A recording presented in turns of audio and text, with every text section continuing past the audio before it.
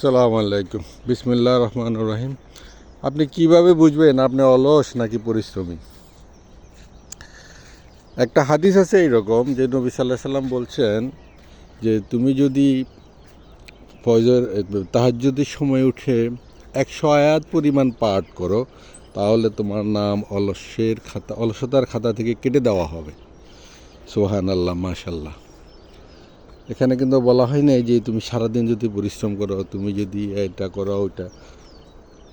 আমরা বাস্তবে দেখা যায় যে আসলে তাহাজ্জুদের সময় উঠে নামাজ পড়া এটা আসলে অনেক শক্তিশালী মানুষ এটা পারে না, আবার দেখা যায় অনেক দুর্বল মানুষও পারে। এটা আল্লাহর তৌফিক। তো আমরা ইনশাল্লাহ চেষ্টা করব এই ইসলামের এই হাদিস অনুযায়ী আমল করার।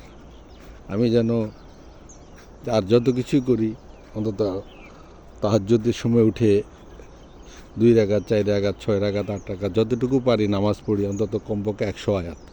আসলে সূরা আপনার ছোট ছোট যে সূরাগুলি আছে, কেউ যদি পারি একটাই বারবার পড়লাম 100 আয়াত হয়ে গেল।